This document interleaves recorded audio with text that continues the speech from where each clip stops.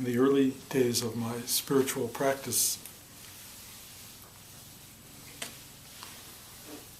in the 60s, I heard this line, or I read it, that you are perfect as you are.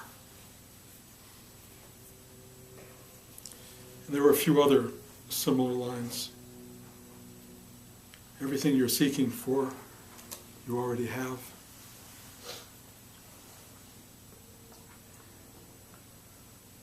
Or you are what you're looking for. There's this idea, the Ramana Maharshi non-dualism Tochen teaching.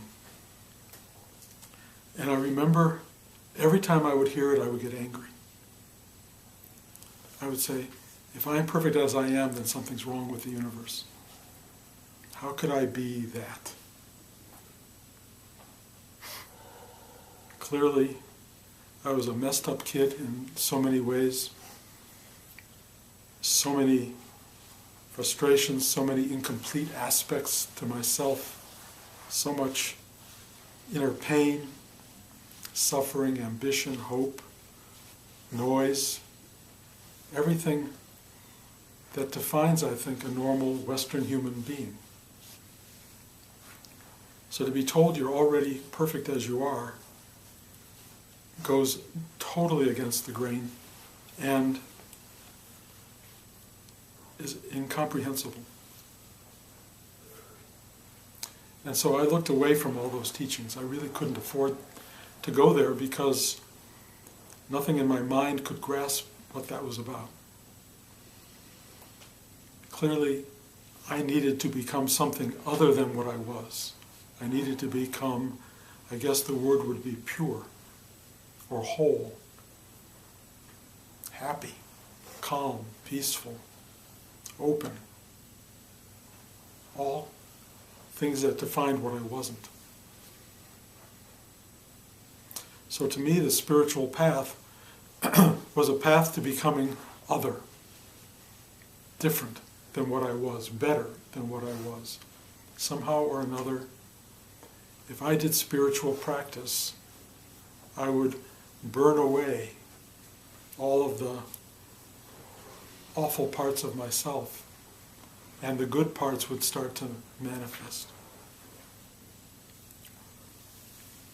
And I kept trying to find the path that would lead me to this person.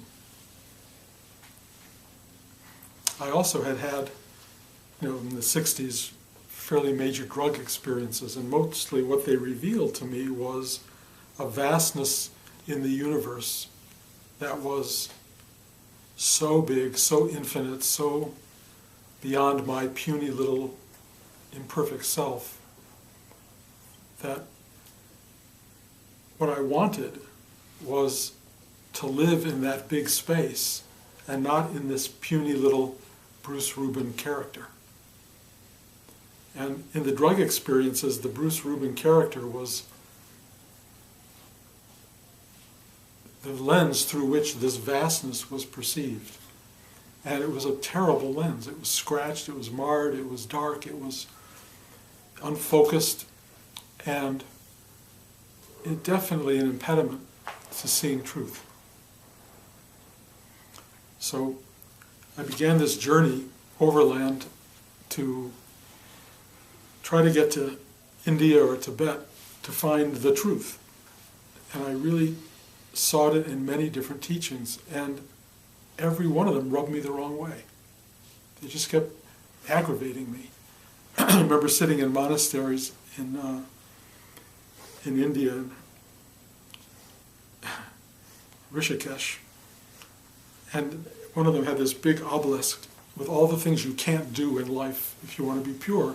One of them was have sex, dance, eat all kinds of food that I liked. I mean, just no, just endless negation of so much of the joy and pleasure of life. And I said, ooh, I don't want to do that. That doesn't feel like the purity that I'm looking for. And I went to a Tibetan monastery, and I lived in the monastery, and we chanted every morning and lit a lot of incense, and I love these people so much, but I didn't feel Tibetan Buddhism offered me the path. I went, I think I've told you this story 1,000 times. I went and met with the Dalai Lama, and I had a private audience that went on for hours, and we had this enormous connection. And at the end, he offered to be my teacher. He said, "I'm happy to be your teacher." And I could only say, in all honesty, and I said it to him, I said, "Forgive me, I don't think you're my teacher." And I asked him, if I continue this journey and I don't find a teacher, would you still be there for me? Would you still be available? And he was so unbelievably gracious and said, "Of course." But I did find my teacher. I found Rudy. And I found Rudy in New York after this huge round-the-world journey. He was 4 blocks from my house. And I just went in, and I've told this too many times to repeat it all here, but what Rudy offered me was a practice. It was a practice of enormous energy that felt like it would help me break through and break down all of this density that I was, so that I could begin to feel unobstructed. I could begin to polish the lens of my being. I could begin to see the universe as it was, not as my mind kept interpreting it.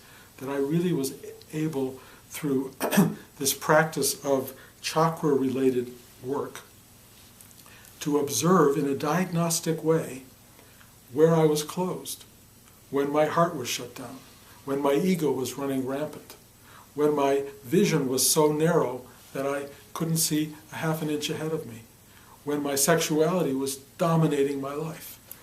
I could see all that stuff, and I could begin to breathe into these centers and give them a kind of additional life, additional energy, and I could start to see where I was off and how to make changes, if you will, or how to allow changes to begin to occur. And I started to feel expansive. I felt my heart really start to open. I would hug Rudy, because Rudy allowed us to really hug him. And as I would hug him, he went to me and said once, "Yes." That hug is it. Hugging and loving is what you feel like when you hug your mother when you're 4 years old. And that's exactly how he hugged me, and that's exactly what I felt when I hugged him. I felt like a 4-year-old, like, and I learned that from him. And I learned all of these things, but Rudy had an incredibly important idea, I think, which was you can't let go of what you haven't had. And he really focused, for me and everybody else in the ashram in those days, on making your life work, getting your act together, making yourself whole. This is what Rudy felt was essential. And of course, in so many ways, it goes completely against this idea that you're perfect as you are. If you're perfect as you are, why do you have to get your life to work? But it seemed to me this was the path. Get your life to work and get your dreams realized. Take charge. Feel action in your life. Do what you have to do. Don't be lazy. He hated laziness. He hated inertia. He hated resistance. He pushed you to become who you could be. And it was the most extraordinary thing, because I watched all of these people working harder than they ever worked in their life, including me. I had avoided so much when I was a kid. My dad would say, mow the lawn. I'd mow it for 5 minutes and say, "Oh, I'm too tired. I can't do it." And he would look at me like, "Oh, God." And he would go out and finish mowing the lawn. Rudy made me finish mowing the lawn. He made me mow more lawns than I ever imagined. I tore down buildings. I built walls, put up walls. I spackled walls. I worked on so many different places. I mean, I physically worked in ways that I had never worked in my life. And I'm not a physical worker. or I hadn't been until that moment. He demanded it, and he rewarded it. He watched when you worked. And after you worked and worked and worked and you were broken down, and believe me, hard work breaks you down, he would come in and hug me. And I would feel this love go, every molecule, every part of my chakra system opened and received, and I became bigger and bigger. And throughout the rest of my life, I worked so hard that I actually had the career that I dreamed of. You know, I had unbelievable accomplishment. I won an Oscar. How does a little kid from Detroit who wanted to be a movie maker actually become one? How did I actually get there? There's no way. There's no way that it can happen in any kind of logical formation. But my wish was so great. My energy became so strong. My drive became so real that I started to get everything I wanted. An amazing wife, 2 extraordinary children, a career, 2 incredible houses. I mean, on and on and on. Accomplishment, achievement, all of this stuff was delivered. And then the lesson, the great lesson. You can't let go of what you haven't had. The part that you forget is let it go. Now you have to let go. How do you let go? Now that you have it, how do you let go of it? And why? Why should you let go of it? Well,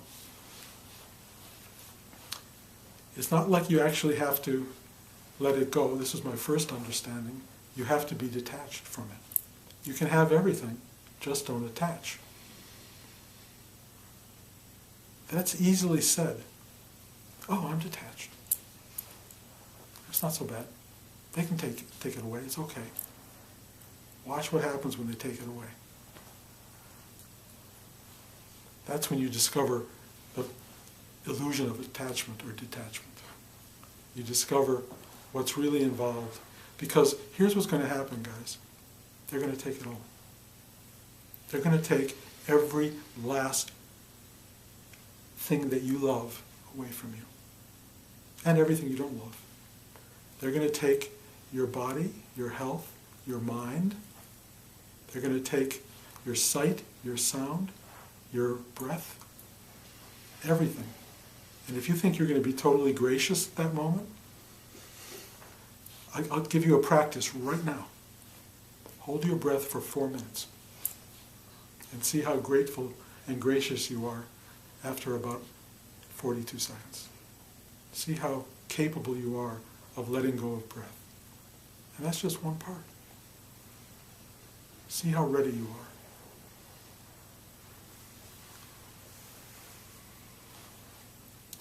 are. Something happened to me in my journey of accomplishment and achievement and acquiring. Something completely unexpected. And that is, 3 years ago, approximately, I had an awakening. And Bruce, as I knew Bruce, fell away. Hard to describe what that is. I've tried it in many talks, and you can go back and listen to them. But the Bruce that I knew fell away. In an instant, I went, what's missing? I couldn't even tell you what was missing, but something was missing. And with that falling away, huge portions of what defined Bruce fell away. The first and the biggest was career. I completely, absolutely lost interest in career. It no longer defined me. Having a movie career, which was so central to my identity, no longer meant anything to me. I was shocked by it. Teaching, spirituality, this whole world of what we're doing right here, completely lost interest to me.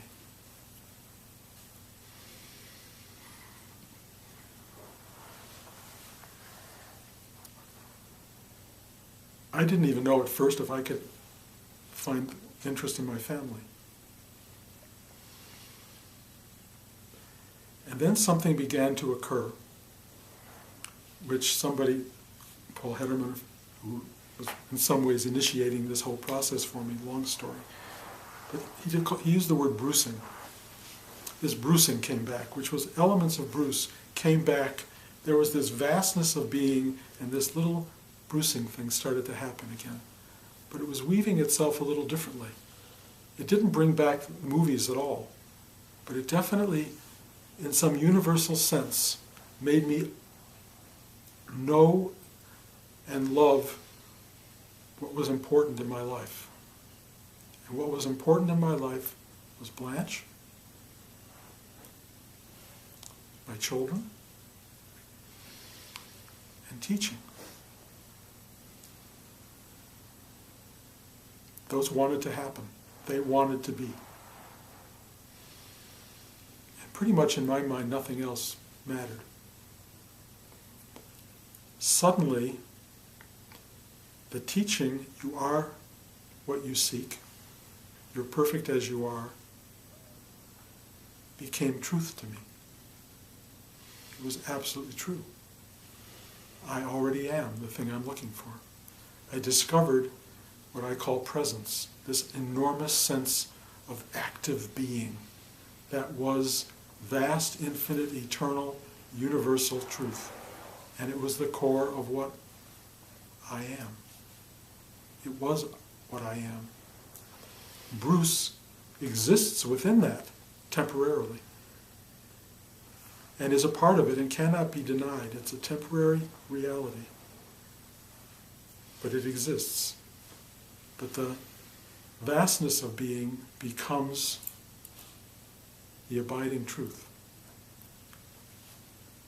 The biggest question for me was, could I have ever known this before I met Rudy, before I began the journey of acquiring, achieving, establishing a self?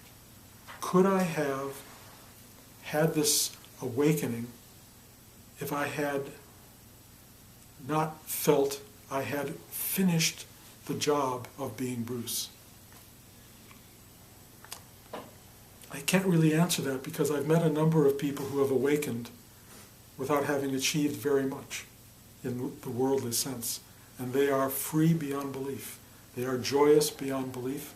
They have no desire to do anything but they work in McDonald's and play golf. And are totally happy. So I can't use this as an absolute example. But I will tell you, I think for most people, Rudy's paradigm of getting what you want so that you can learn through the unbelievably core teaching of spirituality to let it go, to let it fall away. You can't make it fall away. Bruce could never have let Bruce fall away. Bruce had no clue. But this inner self, which had been growing and expanding and achieving on some level in the world, was also growing spiritually and expanding and becoming very real. And at some point, it said, okay. And Bruce went, and presence was present. It had never not been present, but Bruce, didn't know it. So many people use this idea of I am perfect as I am to not achieve, to not do, to not live their whole life. This is not a good idea. It's not an excuse not to do. Spiritual life is a reason to do, to have a full, remarkable, wonderful, dramatically enjoyable, fulfilling human experience. That's really spiritual life.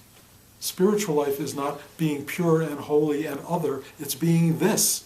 It's being what you are. It's being why you were born, coming into the world to live your life exactly in the way you were meant to live it. And it may get really miserable and ugly. It may get really sloppy. Life does that, but it's okay. You live your life in its own terms, and the more you can accept its terms, you discover that there is a brilliance in it. And I'm telling you, as a screenwriter, and I've talked about this before, it all comes down to the third act, and it all comes down to the last scene. an entire life that is appearing to be sloppy and misdirected and frustrating and taking you in directions you never dreamt you were going to go, all of a sudden, in the third act, in the last line, in the deathbed confession, you have a moment that takes the whole thing and makes it go, ah, yes, of course. Total revelation, total acceptance, total grasping for the first time that it was exactly as it had to be, that your life was perfect as it was. And if you are lucky, you don't have to wait for the third act. If you're lucky, you get it now. If you're lucky, you wake up to the fact that this is it. It doesn't remove you from suffering. And so I will go into the speech I seem to be giving every week, the giving up of this house and this property. All of you by now are aware of how attached I am to this house and this beautiful paradisical land, and how hard it is to walk away from it. Walking away from what you love is really painful. That's what it is. It's painful. Why is it painful? Because you're attached. What is attachment? It's life. You attach to life. You attach to your children, to the people you love. You attach to friends. You attach to spaces and all of these things. And ultimately, every one of them you have to let go of. Every single one. Not one can you take with you. And if they want to take it from you in the middle of the journey or 3/4 of the way through the journey, you have to let it go. You have to let it go. And what does it teach you when you're letting it go? One, that you're unbelievably human. That the journey of letting go, the pain that I'm suffering, it's not Bruce suffering. It's very little to do with Bruce. It's the self. The self. The self which watches and absorbs and listens to and observes and witnesses everything.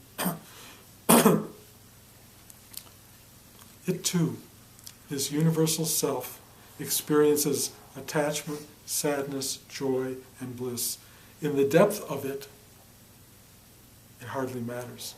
But in the pinpoint of it that is you, it matters a lot. What's happening for me these days is very much the experience that Emily has in the play Our Town.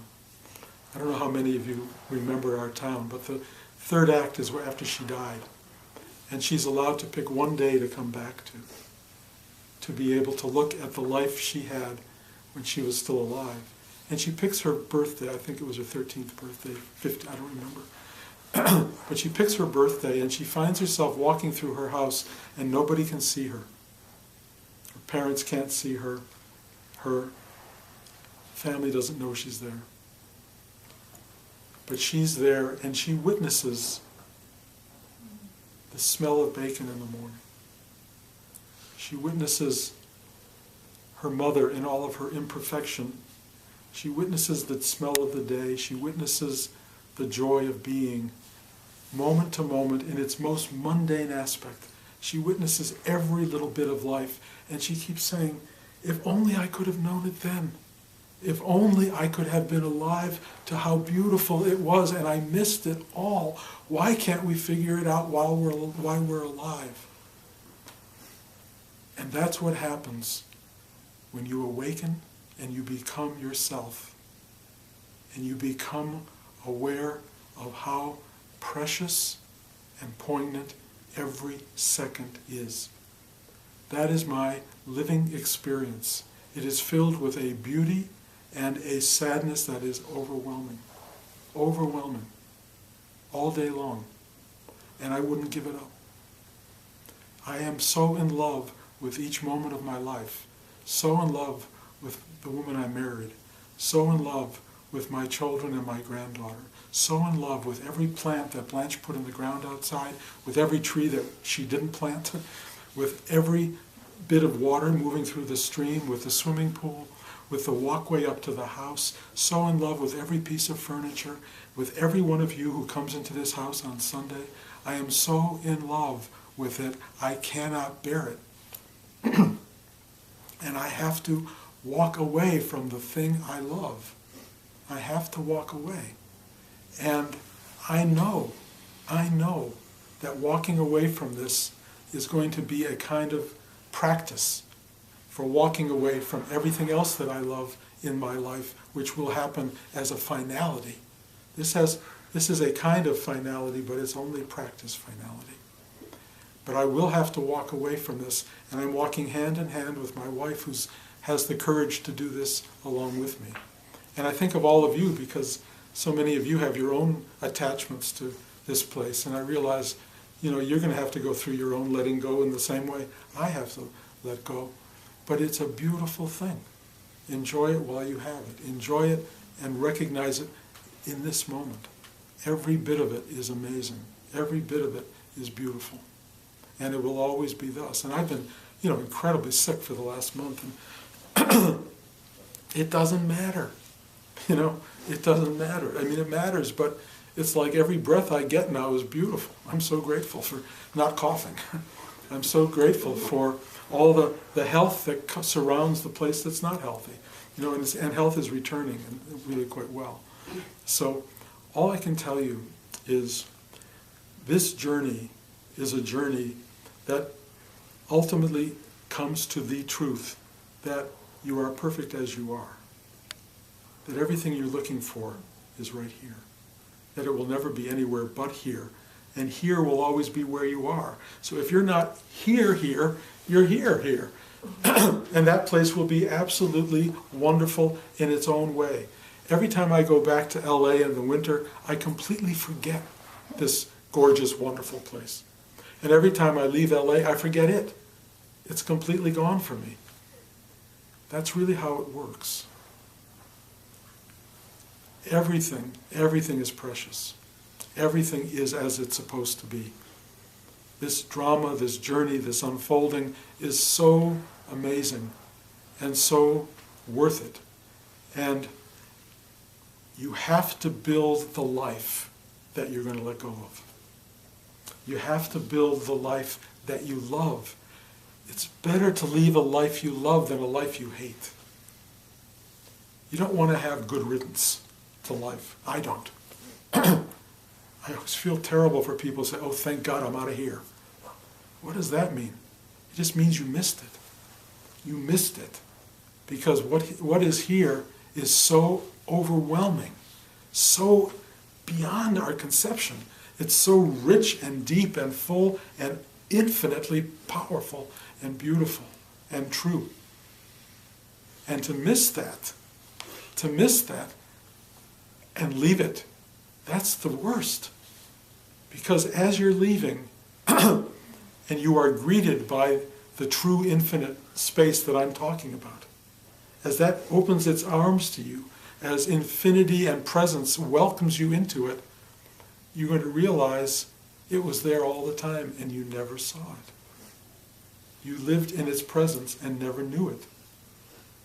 And you have to, at that moment, avoid being guilty.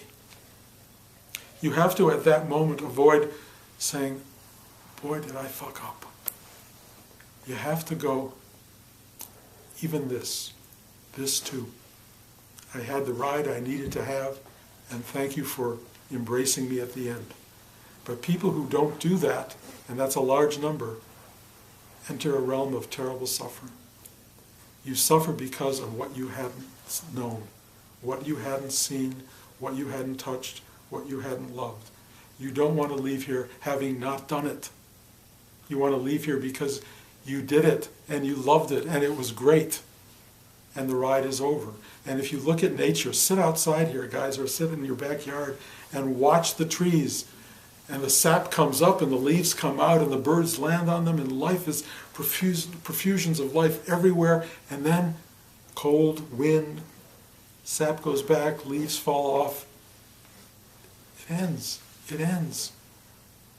It's not a mystery. It's not a surprise. It's over. You get your ride and it's over. We get maybe 50 to 80 times around the sun.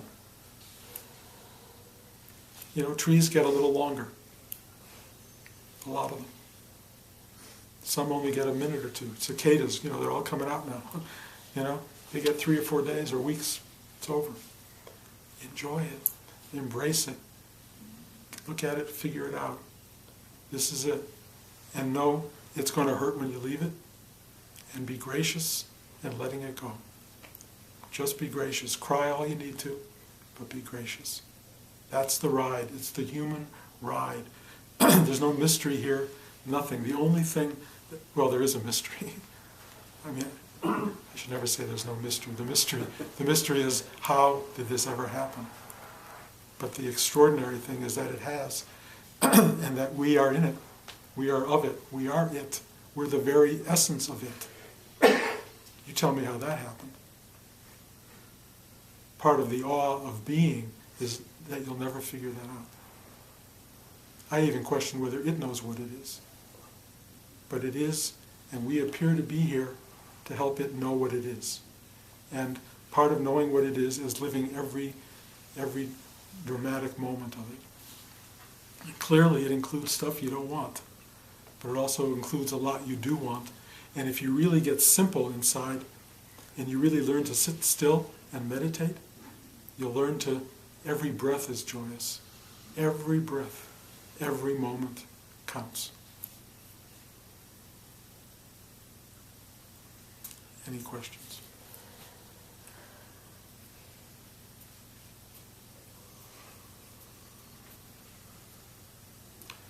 Don't resist this. Don't resist. Don't overpower it. Don't own it. Don't think you're in charge. Let God do it. It's a 12-step program, right? Really, it really is. Let go and let God. It's at the core. It's at the core. But those of you who don't like the word God, let go and let the universe. Let truth and beauty be. Whatever that is. And don't try to understand it, because you aren't going to figure it out. But if your life is devoted to understanding it, you will become like Einstein, I think. You'll become someone who sees that they've delved into the core of the mystery, and still it's a mystery. And that gives them more awe than anything. Go as deep as you can and you still won't get there. It's infinite. It has infinite depth. You can never get to the end of it, or the core of it, or the resolution of it. It is endless, timeless, eternal. That's all it is, and you're in it. How can you explain that? So, be it. Thank you.